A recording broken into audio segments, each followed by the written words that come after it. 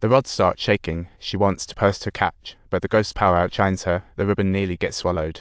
Finally, she sings the last line, and the rod suddenly loosens. Little did she know, her magical paper vanished without a trace.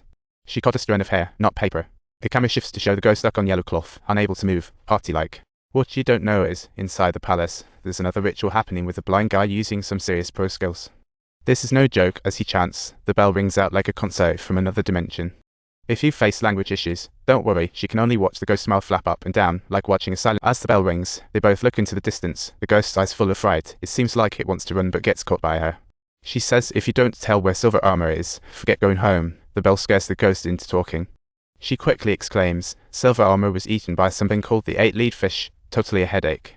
Meanwhile, the laid-back Biolong hears the bell and realizes things are going south, rushing towards her like a fan chasing a celebrity. Just as she sets off, she hears the sound and, opening her eyes, ends up saying the same name, Slade's 8-lead fish.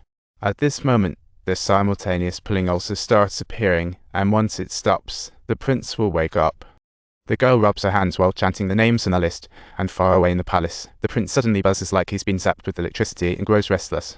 As her hand rubbing speeds up, the prince's restlessness grows. The moment she stops, he suddenly spits out black water. The black water transforms into a humanoid shape, which turns out to be Silver Armor, the girl's childhood friend. But while the girl waits patiently for his return, she unexpectedly sees him running like mad, without time to think. As she smells an unbearable stench, she can't help but chase him, and the scene looks like a horror movie set. That huge shadow is definitely the strongest ghost in 8-foot demon. By the time she realizes it's too late, Silver Armor is dragged into darkness. Just as the girl is about to scream, someone covers her mouth. It's the river dragon inside Silver Armor telling her to shush.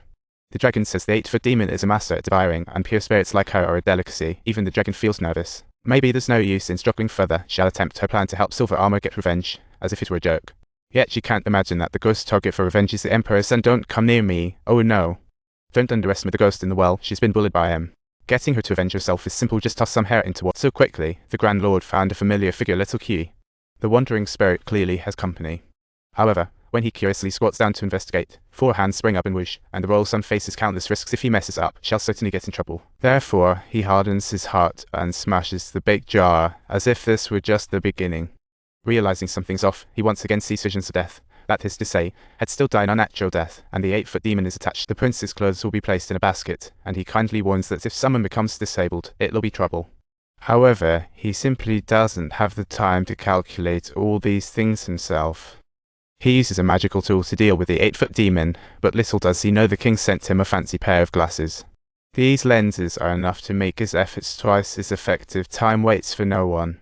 He quickly gathers all the magical tools needed, deeply plunging into the jungle, finally finding the right spot for the spell, leaving the past drainers behind. But his expression turns serious. The tools are no longer a casual affair, and when he ties the prince's clothes to the wand with a special knot, a flash of determination sparks in his eyes, as if he suddenly sees through everything. To be safe, he also slips a magic blade into his leg, the situation like a big trap waiting to catch someone. Finally, he dons a green robe, ready for a spectacular ceremony. Undoubtedly, he aims to attract the ghost's attention with his pure spirit form. His constant stylish changes are overwhelming to behold. Once the bell rings, no one can stop the prince's advance. Not just the ghost, the dragon attached to Silver Armor also hears the sound and swiftly seeks out her purpose. As the prince's figure draws near, the dragon grabs a lot of attention, until her purpose comes to light. Suddenly, the dragon warns everyone, stating that they must not let her interfere. He quickly grabs the mirror spirit and frantically starts dancing, trying to reclaim everyone's attention. Taking advantage of the ghost's inattention, he dashes towards the stone pillar, attaching the mirror cords one by one, with no— Just as he's about to connect the last cord, the ghost suddenly realizes it's a trap, tossing him away like a thief caught red-handed. At that moment, seeing the flashing clues in the lens, he realizes he's inching deeper into the abyss.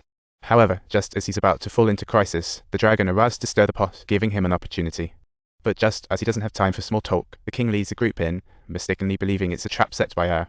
Seeing the guards closing in, the dragon's sudden decision disrupts everyone's plans, wrongly assuming she wants to harm the prince. But don't worry, the upcoming plot is like an exciting game. Stay tuned. And don't forget to subscribe to my channel for even more exciting content just waiting for you to discover.